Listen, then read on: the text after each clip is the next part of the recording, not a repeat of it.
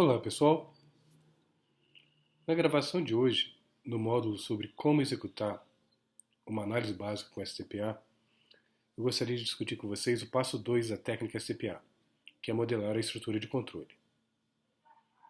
Essa gravação está dividida em 5 partes. Farei uma breve introdução, na sequência responderei a pergunta sobre o que vem a ser uma estrutura de controle, apresentarei alguns pontos de confusão comuns. Na sequência, no item 4, vou falar um pouco sobre como modelar a estrutura de controle e, por fim, discutirei algumas questões que surgem no momento que estamos modelando a estrutura de controle. Conforme já discutido, a técnica STPA possui 4 passos: definir os objetivos da análise, modelar a estrutura de controle, identificar as ações de controle inseguras e identificar os cenários de perdas. Nessa gravação em particular, nós vamos nos ater ao passo 2. Para isso, a primeira pergunta que surge é: o que é uma estrutura de controle? Uma estrutura de controle hierárquica é um modelo do sistema composto de laços de controle e feedback. Uma estrutura de controle efetiva irá impor restrições no comportamento do sistema como um todo. Agora imagino que vocês já estejam acostumados com o conceito de control loop, que foi amplamente discutido em outras gravações. Apenas relembrando, dentro de um control loop, nós temos um controlador e temos um processo controlado. A interação entre controlador e processo controlado se dá pelo conceito de control actions e de feedback. E um controlador, ele possui um algoritmo de controle e um modelo de processo. Uma estrutura de controle nada mais é do que um conjunto de control loops. Quando usamos control loop para poder explicar as causas de acidentes, ou até mesmo para prevenir acidentes, observe que problemas podem ocorrer em qualquer ponto dentro do meu control loop. Eu vou trazer apenas alguns exemplos para vocês. Que problemas podem ocorrer no modelo de processo? Talvez um dos mais comuns é a questão de que, se um modelo de processo não estiver consistente com a realidade, este modelo pode levar a ações de controle que são inseguras, as conhecidas como Unsafe Control Actions. Alguns exemplos: um controlador que acredita que a aeronave está descendo quando na verdade ela está subindo, um controlador que acredita que o câmbio do carro está na posição de estacionar quando na verdade está na marcha ré, uma pista de aeroporto está vazia e assim sucessivamente. Um outro problema muito comum é quando nós temos uma falha de sensor e esta falha pode causar um feedback incorreto e levar a um comportamento inseguro do sistema. Pode ser, por exemplo, que esteja ausente em um design de um sistema o feedback necessário, ou até mesmo que nós tenhamos um feedback com atraso. E ambas essas características podem resultar numa falha do modelo de processo e, consequentemente, um comportamento inseguro. Da mesma forma que nós temos problemas que podem ocorrer no modelo de processo, alguns problemas também podem ocorrer no algoritmo de controle. Por exemplo, uma implementação falha de um algoritmo de controle. Às vezes não é a implementação que está com problema. O próprio algoritmo mesmo não soluciona o problema de forma adequada. O algoritmo de controle se torna inadequado com o tempo devido a mudanças do sistema ou degradação, diversos outros motivos. Assim, perceba que a STPA vai fornecer uma maneira de sistematicamente identificar problemas em laços de controle e outros cenários que podem levar a uma perda. Mais uma vez, quando nós temos o conceito de control loop, e no caso específico aqui, um control loop genérico, nós podemos utilizar esse loop de controle para explicar e antecipar interações complexas de software e humanas que podem levar a perdas. Estes são dois dos grandes desafios na área de engenharia nos dias atuais. Mais uma vez lembrando que quando o nosso controlador é um ser humano, normalmente nós não usamos o conceito de Process Model e algoritmo de controle. Em vez de Process Model, normalmente nós utilizamos o termo modelo mental. E em vez de algoritmo de controle, é comum usarmos os conceitos de procedimentos de operação ou regras de tomada de decisão. Entretanto, seja controladores humanos ou não, o conceito básico de modelo mental e de algoritmo de controle é o mesmo. Vamos falar um pouco sobre a estrutura de controle hierárquica genérica, de forma a podermos entender um pouco melhor o que é uma estrutura de controle. Observe que a maioria dos sistemas vai possuir diversos loops de controle que interagem entre si de maneira sobreposta, como vocês podem ver nesta figura. Quando nós temos diversos loops de controle que interagem entre si, nós temos o que nós chamamos de estrutura de controle. Observe nessa figura que nós temos alguns controladores, um processo controlado, mas se atente ao fato de que, tendo em vista que a estrutura de controle é uma estrutura hierárquica, os elementos que estão dispostos na parte superior da figura possuem maior autoridade e exercem controle sobre os elementos que estão mais para baixo na figura. Ou, em outras palavras, o controlador A, por exemplo, exerce autoridade e controle sobre o controlador B. Tendo apresentado uma estrutura genérica de controle, vamos mostrar agora um exemplo simples de uma estrutura de controle para aviação. Mais uma vez, observe que a estrutura é hierárquica. Então, existe uma hierarquia de controle que vai do nível superior para os níveis inferiores. Dentro dessa figura, nós temos na parte de cima um controlador chamado controlador de tráfego aéreo. Temos no meio um controlador que é a tripulação do voo. E na parte de baixo, normalmente estamos os processos físicos, no caso, a própria aeronave física. E observe também que eu tenho um controlador que é a automação da aeronave. E conforme vocês podem ver, as setas para baixo indicam as control actions. As setas de retorno para cima indicam feedback. Que elementos então nós temos numa estrutura de controle? Nós temos os controladores, nós temos as control actions, que são as setas para baixo, que indicam o controle, feedback, as setas para cima, e outras entradas e saídas entre os componentes, que não necessariamente são feedback nem controle. E por último, nós temos o processo controlado.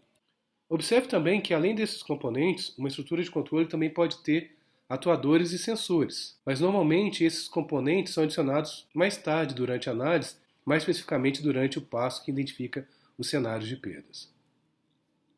Outra questão muito importante e interessante é que observe que determinado elemento de uma estrutura de controle ele pode ser tanto controlador quanto processo controlado, dependendo do prisma que você está visualizando este componente. Eu circundei aqui o componente automação da aeronave. Observe que a automação da aeronave ele é um controlador, ele controla os processos físicos da aeronave. Mas se eu observar a automação da aeronave do ponto de vista da tripulação, ele passa a ser um processo controlado, tendo em vista que a automação da aeronave está sendo controlado pela tripulação de voo. Eu gostaria de discutir agora alguns pontos comuns de confusão quando modelamos uma estrutura de controle. Observe que a estrutura de controle é um modelo funcional e não um modelo físico. As conexões mostram comandos e feedback e não necessariamente correspondem a conexões físicas. Por exemplo, as interações entre a tripulação de voo e os controladores de tráfego aéreo exibidos na figura não são de natureza física, mas são modeladas em uma estrutura de controle funcional. A estrutura de controle também não é um modelo executável, em especial pelo fato de incluírem seres humanos. Nessa estrutura de controle de exemplo, é indicado apenas que o controle de tráfego aéreo tem a responsabilidade de enviar instruções para a tripulação de voo, mas não necessariamente que isso irá acontecer. Veremos que os próximos passos da técnica STPA detalharão como comportamentos inseguros podem ocorrer, incluindo comandos seguros que são enviados, mas não recebidos, além de instruções seguras que podem ser enviadas, dentre outros cenários. Todavia, é importante ressaltar que, embora a estrutura de controle em si não seja um modelo executável, a técnica STPA poderá produzir requisitos precisos e outras saídas que podem ser usados para gerar modelos e especificações executáveis. Conforme discutido em gravações passadas, não confunda controladores e ações de controle com obediência. O fato de um controlador enviar uma ação de controle não significa que na prática ela sempre será seguida. Da mesma forma, só porque um feedback está presente em uma estrutura de controle, não significa que na prática o feedback sempre será enviado quando necessário ou que será preciso. As ações de controle e feedback em uma estrutura de controle indicam que será criado um mecanismo, durante o design do sistema, para enviar essas informações, mas isso não necessariamente implica a maneira como os controladores se comportarão na prática. As estruturas de controle usam o conceito de abstração para gerenciar a complexidade. Por exemplo, em vez de listar individualmente cada subsistema da aeronave, poderíamos começar em um nível mais abstrato, modelando a automação de aeronaves e os processos físicos que eles controlam como por exemplo em dois níveis dentro da hierarquia de controle. Observe que o princípio da abstração também pode ser aplicado aos comandos de controle e de feedback presentes em uma estrutura de controle. Em vez de listar cada botão, interruptor, joystick, alavanca no cockpit, dentre outros exemplos, podemos começar com ações muito mais amplas, como por exemplo uma manobra de subida, que não detalha exatamente qual que é o componente em nível de hardware. Mais tarde, poderíamos refinar essas ações em comandos de granularidade mais fina, conforme apropriado. Gostaria de falar também um pouco agora sobre a modelagem da estrutura de controle. Em especial, eu vou apresentar um exemplo de como nós podemos refinar uma estrutura de controle para exibir subsistemas. Observe que nessa estrutura de controle, eu tenho uma tripulação de voo, que é um controlador para um processo controlado, que é a aeronave. Mas observe que dentro da aeronave é como se eu tivesse dado um zoom. Eu detalhei indicando outros subsistemas, o subsistema de propulsão reversa e o subsistema de freio das rodas. Ou seja, na medida que vamos avançando em uma análise STPA, nós vamos detalhando as estruturas de controle para atingir os níveis detalhados necessários para uma análise de hazard. Assim, lembre-se que a tarefa de modelar uma estrutura de controle se inicia com uma estrutura de controle em alto nível, abstrata, e, iterativamente, nós vamos adicionando detalhes a essa estrutura de controle. Uma das possibilidades é iniciar com a identificação de subsistemas básicos necessários para impor as restrições e prevenir os hazards identificados anteriormente. Para tentar ilustrar isso, observe que eu trouxe aqui tanto um subhazard quanto uma restrição para este subhazard que nós discutimos durante o passo 1 da técnica STPA. Assim, conforme vocês podem ver, a restrição de safety 6.1 indica que desaceleração deve ocorrer dentro de um número X de segundos a ser definido após aterrissagem ou decolagem rejeitada a uma taxa de pelo menos a ser definidos uma velocidade de metros por segundo ao quadrado. Observe que essa constraint, que indica desaceleração, pode indicar para a gente a necessidade de exibirmos subsistemas da aeronave para que possa impor essas restrições. No caso específico aqui, eu vou precisar de um subsistema de freio das rodas, um subsistema de propulsão reversa ou até mesmo outros subsistemas. Perceba então que as restrições podem ser impostas a partir de subsistemas que são derivados a partir das restrições de safety associados com os hazards ou com os subhazards. Assim eu vou mostrar então uma estrutura de controle refinada onde eu exibo subsistemas e controladores. Conforme eu disse, nós podemos dar zoom nos componentes de uma estrutura de controle até atingirmos o nível de granularidade desejado para análise de hazard. Vamos, por exemplo, aqui refinar o subsistema de freio de rodas. Algumas perguntas podem nortear o refinamento da estrutura de controle. No caso em particular do subsistema de freio de rodas, esse subsistema será controlado diretamente e manualmente apenas pela tripulação do voo? Unidades de controle, controladores automatizados ou até mesmo seres humanos existem no sentido que eles poderão controlar os freios? Observe que a resposta para essas questões vai depender da fase do processo de engenharia de sistema que a STPA está sendo usado. Se você está usando o STPA numa parte final de desenvolvimento do sistema, muitas dessas respostas talvez você já tenha. Entretanto, se você está usando o STPA no início do ciclo de vida de um processo de engenharia de sistemas, essas respostas e definição dos componentes refinados a partir dessas respostas podem, por exemplo, guiar a arquitetura. No nosso caso em particular, eu optei então por refinar o subsistema de freio de rodas em duas partes. O BSCU, que é uma unidade de controle do sistema de freio, e os próprios freios físicos, conforme vocês podem ver aqui.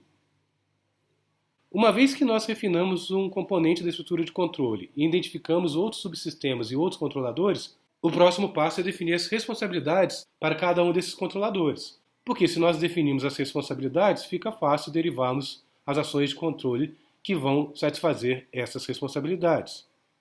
Se você pensar um pouco, vocês vão perceber que essas responsabilidades são um refinamento das restrições de sistema em alto nível, de forma que nós queremos impor as restrições de safety sobre o sistema sendo controlado. Uma pergunta que talvez possa auxiliar nessa determinação é: O que cada entidade precisa fazer de forma que, coletivamente, as restrições de sistema em alto nível sejam garantidas, sejam impostas?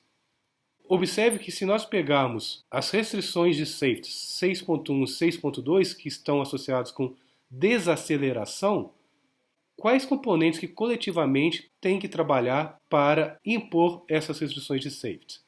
Conforme nós vimos na estrutura de controle, que eu dei o zoom, os freios físicos da roda é um desses componentes. Então eu posso derivar para ele uma responsabilidade, que é desacelerar as rodas quando o BSCU ou a tripulação de voo emitir essa ação de controle.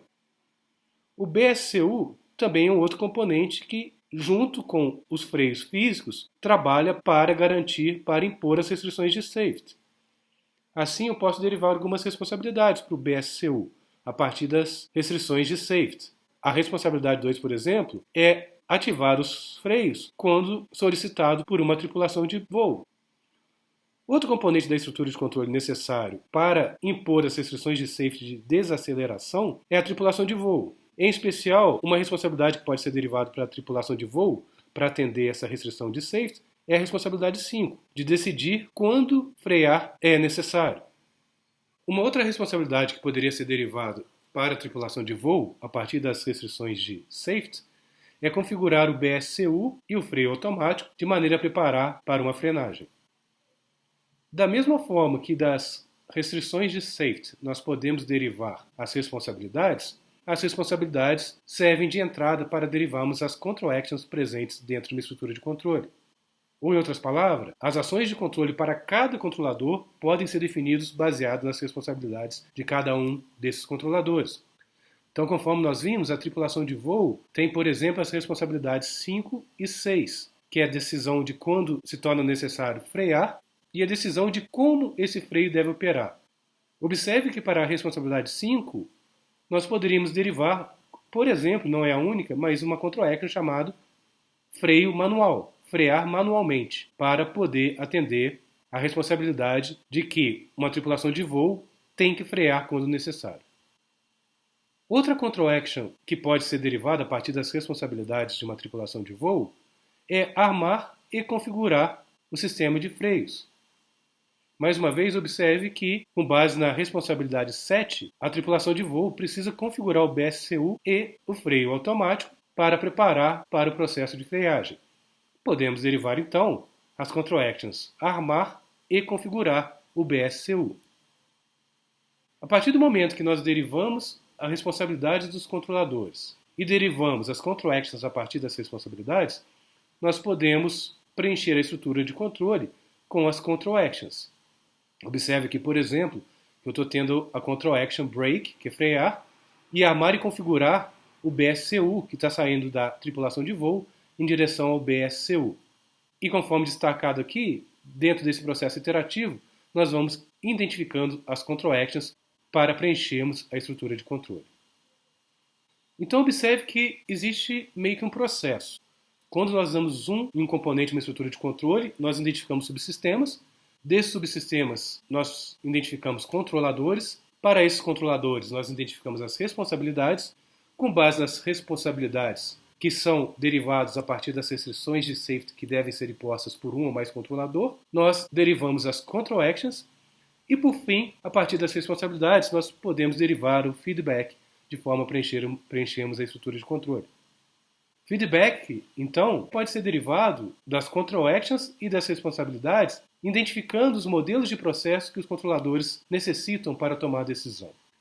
Então, uma vez tendo já derivado as responsabilidades para o BSCU, nós podemos criar o que nós chamamos de modelo de processo, que está presente dentro do controlador, conforme nós já discutimos, que é o modelo do processo sendo controlado que o controlador utiliza para as suas tomadas de decisão.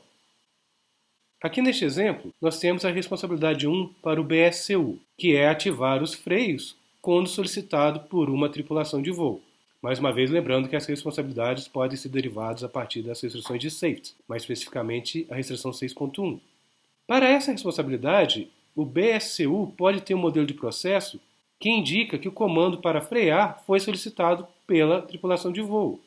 Um feedback que pode ser derivado é a aplicação ou não no pedal de freio com base na ação de controle que foi solicitada pela tripulação de voo.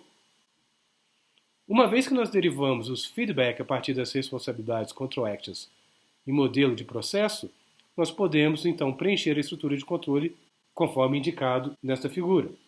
Apenas um exemplo, se nós pegamos entre o controlador hidráulico e as rodas, eu tenho um feedback que é a velocidade da roda. Um outro feedback que vocês podem verificar é o estado do freio manual e a velocidade das rodas, que é o feedback do controlador hidráulico para o controlador do freio automatizado, e diversos outros exemplos. Quando modelamos uma estrutura de controle, algumas questões surgem. Eu vou tentar explicar algumas delas. A estrutura de controle precisa estar completa antes de prosseguirmos com a análise? Se esse TPA estiver sendo aplicado antes do término do desenvolvimento, algumas informações podem não ser conhecidas, e a estrutura de controle pode estar incompleta e sendo refinada iterativamente.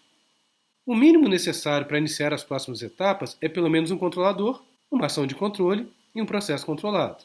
Já, se esse TPA estiver sendo aplicado durante estágios posteriores de desenvolvimento, já após as decisões sobre controladores, ações de controle e feedback já tiverem sido tomadas, não há motivo de omitir intencionalmente informações de alto nível da estrutura de controle. STPA pode ser aplicado ao projeto existente para identificar possíveis falhas, como feedback necessário, mas que não esteja presente na estrutura de controle atual. O quão específico os rótulos das control actions e dos feedback devem ser? A dica é evitar rótulos como comandos ou simplesmente feedback ou status. Também não é recomendado usarmos controladores como simplesmente computador, controlador. O nome dos elementos de uma estrutura de controle, os rótulos, as etiquetas, para as ações de controle, deve indicar o tipo de comando, como abrir e fechar válvulas. Da mesma forma, o feedback deve indicar algum tipo de informação que está sendo enviada, como velocidade da roda. O meio físico específico usado para enviar ações de controle e feedback é irrelevante nesse momento da análise. O que importa são as informações funcionais que podem ser enviadas entre os controladores. A estrutura de controle deve incluir todos os atuadores e sensores? Atuadores e sensores específicos não são necessários para iniciar STPA e não precisam ser incluídos ainda, mas observando que eles serão incluídos, eles irão aparecer em uma etapa posterior da criação de cenários. Dessa forma, não definimos nesse ponto da análise tipos específicos de atuadores e sensores, que são informações em nível de design, não análise. O que importa nesta fase são os tipos de comandos e feedback funcionais que podem ser fornecidos, não a implementação específica, que pode até mesmo não ser conhecida. Como que os processos físicos e as interações físicas se encaixam dentro da estrutura de controle? Observe que uma estrutura de controle enfatizará relacionamentos funcionais e interações funcionais entre os componentes, conforme já mencionado. Esses relacionamentos funcionais são muito úteis para identificar problemas como falhas de projeto, falhas de requisitos, erro humano, erros de software e até mesmo falhas de componentes físicos tradicionais. Um modelo de estrutura de controle normalmente não captura relações puramente físicas. Os processos físicos controlados são normalmente especificados no nível mais baixo da estrutura de controle, enquanto todos os níveis acima especificam controladores funcionais que tomam decisões e controlam direta ou indiretamente os processos físicos. A estrutura de controle necessita de uma hierarquia linear? Não. Para alguns sistemas, a estrutura de controle pode até parecer uma hierarquia linear vertical. Já em outros sistemas, nós vamos perceber que as estruturas de controle podem incluir vários controladores no mesmo nível vertical que não controlam uns aos outros. Os controladores podem controlar o mesmo processo físico ou podem controlar processos diferentes. Na letra A, nós temos um exemplo aqui de dois controladores no mesmo nível hierárquico, controlador A e B, controlando um processo controlado. Na figura B, nós temos uma hierarquia com mais de um nível, onde um controlador A controla um controlador B e, por sua vez, controla um processo controlado. Mas, conforme já discutido também, observe que o controlador B ele é um controlador sobre o processo controlado, mas ele é um processo controlado se nós o enxergarmos a partir do controlador A. Na letra C, mais um exemplo de mais um nível hierárquico, onde um controlador A controla um controlador B e também tem acesso direto a um processo controlado. Ou, em outras palavras, o controlador A pode controlar o processo controlado indiretamente via controlador B ou diretamente atuando no processo controlado. E observe na figura D que entre o controlador B e o controlador C nós temos uma informação trafegando. Esta não é uma informação de controle. Informações de controle, control action, se dá de cima para baixo de forma hierárquica. Tendo em vista que o controlador B e o controlador C estão no mesmo nível hierárquico, não existe relação de controle entre o controlador B e C, apenas troca de informação. Como que eu descubro quem controla quem? Em muitos casos, esta relação de controle é simples e eu diria até óbvia, como por exemplo um supervisor dando instruções a um subordinado ou um computador enviando comandos para abrir e fechar uma válvula. As relações de controle também podem ser menos diretas, como gerentes atribuindo prioridades, companhias aéreas fornecendo procedimentos operacionais padrão, dentre outros exemplos. Como mencionado anteriormente, controle é diferente de obediência. Só porque existe uma relação de controle, não significa que as ações de controle sempre serão executadas e executadas adequadamente. Na verdade, podemos nem querer que todas as ações de controle sejam obedecidas o tempo todo. As ações de controle podem ser potencialmente desconsideradas por boas razões, quando necessário para evitar uma perda em alguma situação inesperada. STPA não assume obediência e esses problemas serão cuidadosamente examinados em etapas posteriores da técnica. O controle envolve tomada de decisões propositais para atingir um determinado objetivo. Uma hierarquia de controle está intimamente relacionada à hierarquia de objetivos e de responsabilidades. Da mesma forma como controle está intimamente ligado ao conceito de autoridade. Eu preciso documentar qualquer informação adicional além da estrutura de controle, além do diagrama? Sim, é uma boa prática documentar qualquer informação adicional que seja útil para entender a estrutura de controle.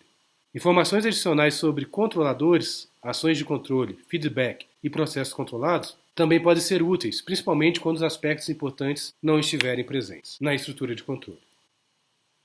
O que eu devo perceber quando estiver revisando uma estrutura de controle? Eu vou passar algumas dicas que podemos utilizar para prevenir alguns erros em comum em uma estrutura de controle. Tenha em mente que os rótulos dos componentes, das control actions e do feedback descrevem informação funcional que é enviada, não uma implementação física em específico. Também, conforme já dito, uma boa prática é evitar palavras vagas como comandar, feedback, tendo em vista que elas são muito abstratas, muito genéricas. Verifique que cada processo físico controlado esteja controlado por pelo menos um ou mais controladores. Indicar um processo físico sem controle normalmente é um erro. Também não deixe de revisar as responsabilidades para tentar identificar conflitos e também responsabilidades não identificadas. Verifique que as ações de controle necessárias para satisfazer as responsabilidades tenham sido identificadas. Da mesma forma, verifique que o feedback necessário para satisfazer as responsabilidades também tenham sido identificados. Lembrando que o feedback é opcional, principalmente se estivermos aplicando uma fase inicial de desenvolvimento de conceito no ciclo de vida de engenharia de sistemas, mais especificamente quando o feedback ainda é desconhecido. Mas em passos subsequentes da análise, nós identificamos esses feedback ausentes numa fase inicial. Esta gravação e estes slides foram criados a partir do capítulo 2 do STPA Handbook.